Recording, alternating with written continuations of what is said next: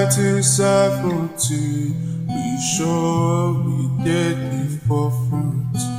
Knowledge for selfish, for sure we did the work. Auditorium to basement of all faculty of law. We did represent, stand tall anywhere we go. Work hard and we shine, commitment, dedication. Neurosurgery, comedy, music, Nollywood. SOTK, Dr. Call, MC Casino. We did represent, stand tall anywhere we go. Great Uniben, great Uniben, great Uniben, great Uniben. Hello, viewers. Welcome to another episode of the Uniben Alumni Series. Today, we spotlight a trailblazer from the Department of Optometry at the University of Benin, an institution that has been at the forefront of optometric excellence in Africa. This department has been a beacon of innovation, producing degree holders who have gone on to make lasting impact globally. The department has made the world to see better. It is on record that the Department of Optometry, University of Benin, is the first university in Black Africa to produce postgraduate degree holders. Today, we are honored to feature Dr. Osahon Ogieva, a distinguished optometrist with a remarkable footprint across Africa, Asia, and Europe. As a proud alumnus and former president of the Life Sciences Student Association, Dr. Ogieva's story is one of passion, dedication, and relentless pursuit of excellence. Thank you very much, Dr. Ogieva, for joining us today. Thank you. Thank you for having me. So glad to have you here. Same here. We'll go straight into it. Let's go to the basics. Why did you study optometry? What motivated you to study optometry? Thank you for that question. You see, that question has been one question that I've been asked a million times by my patients. You know, by the grace of God, we've practiced optometry in most of the continents across the globe, and the question is always why optometry? Actually, it all started with the passion to study medicine. We grew from a culture that if you're not into medicine, law, engineering, and accounting, you learn professional courses. Yes, we call it professional courses. And my elder brother is a medical doctor. He was a mentor at that time, and he's still a mentor to date. And I've always wanted to go into medicine. And University of Benin has then called provisional admission. So I was given optometry, and even at the level of up to 300 level, I was still writing JAM to cross over to optometry. To medicine, to cross over to medicine. Until I had a discussion with, she's a professor now, she was the head of department in optometry, Professor Ojumo. And one of our line is always, next to life itself is the gift of sight.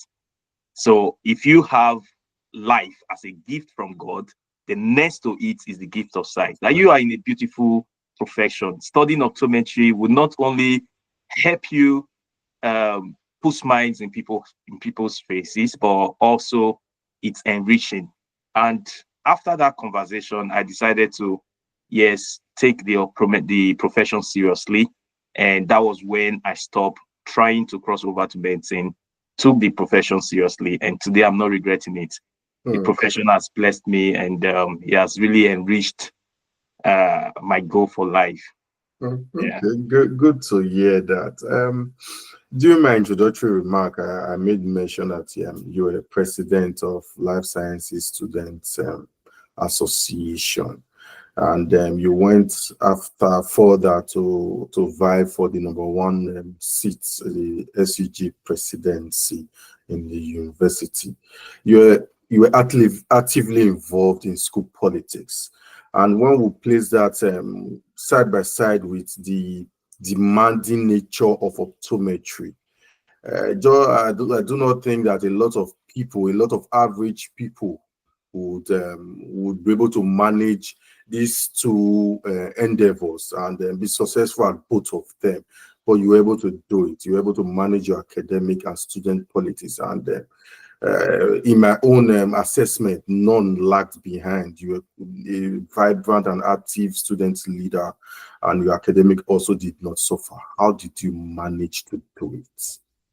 Yeah, thank you for that question. You see, when I got into optometry and we started building interest in secular leadership, going into student unionism and all. A lecturer of mine who happened to be my course advisor then called me and said it would take a super scholar to study optometry and be actively involved in student unionism. That was exact words she put forward. To me, I see it as a challenge. This is what Uniben is all about. You see, I see Uniben not just an institution. I see Uniben as an incubator where champions are hatched. You see, it is not just about the daily activities that we engage in as a student in that great institution, but rather what we're becoming. So when she right from 100 level, we started the student unionism. Myself and my very good friend Comrade Wellington, we joined the student union parliament when we were 200 level. So, and apart from that, we were grossly intensively involved in student politics. That was when she called me, and from 200 level that become a challenge. So it takes a super scholar. Then I should be a super scholar. That should be my aim, my goal here. Yeah. So I'm not only going to succeed in the profession of optometry, but I'm going to also play the politics to the highest form of it. So it was a motivation after I had that discussion with her. And Uniben as a place, if you really have a goal, if you have a goal right from the one in this institution, Uniben can help you achieve that goal. The reason why I've said that is there are a lot of things that will either draw you to your goal and take you away from the goal. But once you've made up your mind, there is always a way out. So that challenge came, and it boiled down to three things that really, when I put all in perspective, how did I do it? And Mr. Kaka, it was not just the rigorous study as an optometry or the active participation in politics. I was also a pastor in a fellowship in University of Benin for 2 years. I was pastoring a fellowship. So it was all encompassing. So the secret three things boil down to that. The first is knowing what to do at the right time. Time management was key. And as I said before, in 100 level, I was formerly in agric science before I moved to optometry. So one of the skills I learned in agric was in GST, man know thyself. So you have to understand yourself and know what work for you. Okay, so it was time management, understanding myself, where and when my best can be exerted in any of these aspects. So I am a morning person. I can read, I can concentrate on my study between 5 o'clock and 9 o'clock. At times, as early as 3 o'clock, to when my colleagues are active. So they don't see those early morning work on the studies. They see the advertising, they see the comradeship, they don't see the work that goes on. And as a pastor, they don't see the prayers that goes. In short, I had a culture in University of Benin. I always do my prayer between 7 and 9 in the evening. So you see me shouting, Aluta continua. You see me attending meetings, strategizing between the active hours, as we will call it. But early morning dedicated to the studies, whatsoever I read sticks, and my prayers and God. So time management, understanding what works best for you, and I will never also acknowledge the fact of gift of men. Is God brought people, scholars to my ways that will always say, so let's have the discussion. Have you seen this question? Complex questions, complex, we call it student and study group. I have, even to today, I appreciate the gift of men in my life. Time to read, we read. Time to for Aluta, we carry out Aluta, and time to pray, we pray. So that was the secret, actually. Okay. Hopefully that will be a piece of information for especially the students who are currently in the university that strive for academic excellence and want to be involved in student politics as well. Let's talk about your time as president of Life Sciences Students Association. You got into office with a huge followership and all that.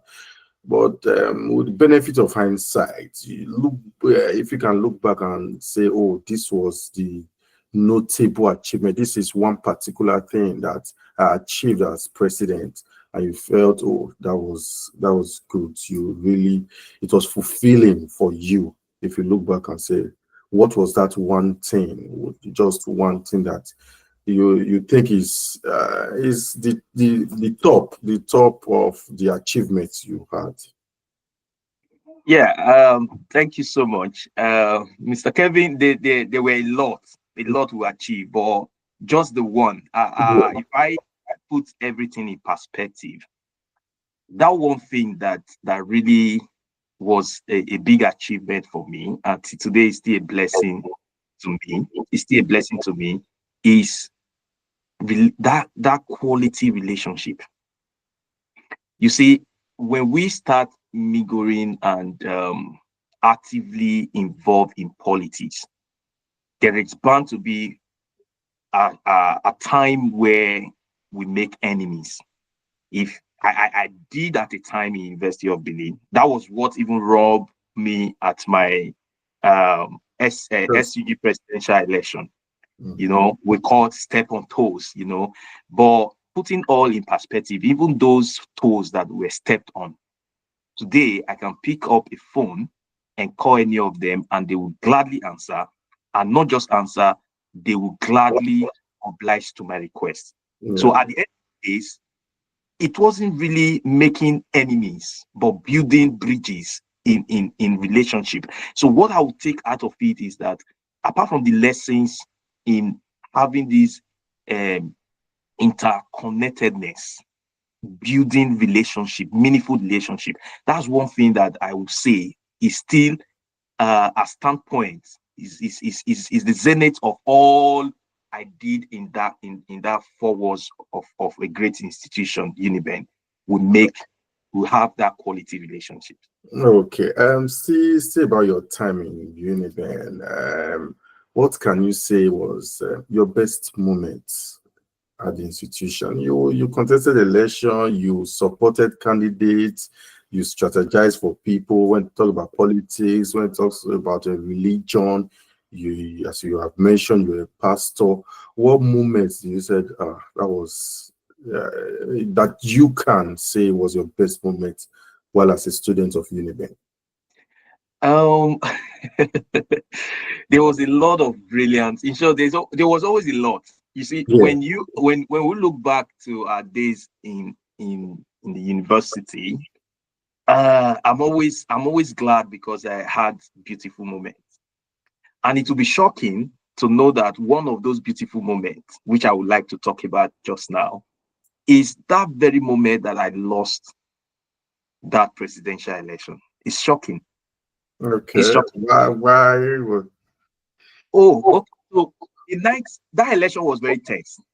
Yes. Okay, so if I want to go into it, was a tense election, and it was an election that brought in short, I gained more from losing that election to if I have won. So you may ask, how will you have quantified if you have won? Okay, I was actively in one way or the other supportive, that the Orogun Yes. so I was actively involved, and I saw what place, and I saw coming from the president we never had, the relationship that came, the people, the generals, I call them generals today, that drew to me. In short, it was that bridge that delivered the Osifo regime. Anyone that were actively involved in Osifo regime, in the election and all, we saw the sentiment that play. Sentiments will always play out in politics, but all these were gathered from the fact that, oh, Osahon didn't get it there. He was supposed to be there. People saw the bias, people saw everything that transpired, and there was a movement that was born out of it. So it's one of the very and I'll be very happy to say this. It should be on the record. A night to that election, I went to my usual place in Sport Complex where I do pray. We've done everything. It was glaring, that victory was sure. Some things came that night that looked troubling. So I left the crowd, the comrade. I left the crowd and I went to Sport Complex to pray. Immediately I got to pray. I prayed the words of Jesus. And the words were, Lord, I want to be the president of this great union. Nevertheless, not my will, let your will be done. Immediately I prayed that prayer, this calmness came.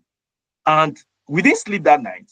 And I had the peace that wherever the direction of the election, the will of God will be done. So when the result came, I was very at peace. Even when people were saying, when there were a lot of things that went on during the election that I don't want to go into.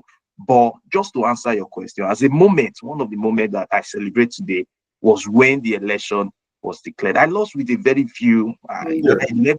The margin was very, very, and people that were disenfranchised, that they were over 200 from optometry. So we don't want to go into that. I saw the will of God playing, and I saw the aftermath of the election, the movement that started. Till today, the movement is on. Someone called me recently and said, Govo, you're hiding. Where are you? Your people are waiting. In short, the movement that God born that day is a movement that I still celebrate today. And I may not have had the opportunity if I was elected as the president of the union. Yes, and it should still be on record that part of that movement, because yes, that actually brought me very close to the kind of man that you are. You are someone that you've led us even from afar then, but it's someone we've looked up to then, and it was not a good result for us, but we know we put in our best as at that point, and we thank God for how everything has gone after that. Still talking about the presidency. If you had won that presidency, what standout plan did you have for Uniben students? What do you think? Oh, there was something particular we're going to do that you think would have changed maybe the welfare of the students, or security, or just something, one particular standout plan you had for the students? If I play back, there were so many challenges that we wanted to address. Okay, so I went into unionism, and I was part of the trend, the political trend in the student wing, right from the days of Harrison, moving on, Chinelo, Luther, and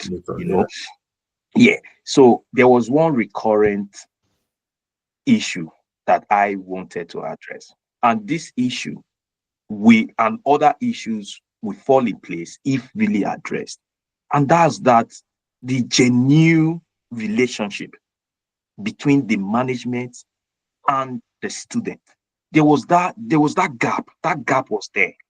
They see at the time the school management saw us as a means to an end that is in antagonism to them. So that has always been there. And you see, that relationship was lacking. One of my goals, yes, the student has so many issues that need to be addressed. But if there is that and this relationship, cordial relationship in all ramifications between the management, not to play to the demand of the management, but to always have, dialogue. And so one of the skills I learned from Uniben that even challenged me to aspire to become the union president was the skill of negotiation. Striving for win-win. There's always, in every negotiation in life, I always tell this to people, in every negotiation you engage, life is a negotiation. You staying alive today is a negotiation. So every negotiation, having in mind the opportunity cost, playing the place and understanding the cause and effect, every negotiation always have a win-win situation. And I developed that skills, okay? And I was ready to bring the skills to the table to strike a win-win situation between the management and the student.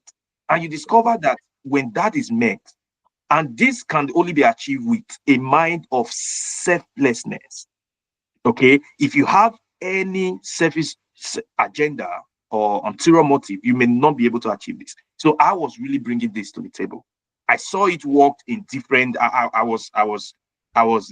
started as course rep of a department of my class, moved to life sciences when we have courses with the biochemistry, all encompassing, even to the pharmacy. I became, in short, a unifier. So those skills has worked. When we have challenges, we're able to table this. The students are happy, and the lecturers or the management, they are happy. So I've seen this work, and even it's working today in my life. So that was one thing I needed to bring in, that connection. And if that connection was in place, you see the issue of school fees increment, you see the issue of hostel not properly working, you see the issue of antagonistic behaviors between the dean of students, management, and all. We all go. And when there is such an harmony, every other thing fall in place. That was one thing. And that it was a part of the bedrock of my manifesto. Let's get this thing right. Because every other form is going to backfire, and the effects will not go well, both on the management side of things and even the student side of things. Yeah. Okay. Earlier you mentioned negotiation and dialogue as part of the things you learned, you developed in Uniben. What are the other things that Uniben taught you? What are those skills, those life skills that Uniben taught you outside your certification? A lot. You see, if you watch the process of hatching of an egg, okay, you see that there is a shell that is break out. Yeah. After the shell, the very little bird won't stretch for and feel himself. So when I came into the University of Benin, there were a lot of those shells that need to get off. So when you are asking skills, the soft skills I'm enjoying in my life today, I developed them in Uniben, in University of Benin. Okay, so I when I came into Uniben, in short, I got into Uniben 2000. I became a student 2005. I was given an admission in agrics. I was there, and I did a year. From there, road pursued me. That was when pursued me came in, and I got into optometry. So from that moment, there was a shedding off. It was a champion being arched. And one of those skills, I'll just put them in words. Some of those skills, there are so many that I'm still enjoying today. You see, self-discipline. In short, I learned it is a skill that is continuous. The development is continuous. But it was one skill that I developed in the University of Benin, where we can delay some pleasure to achieve a set goal, where we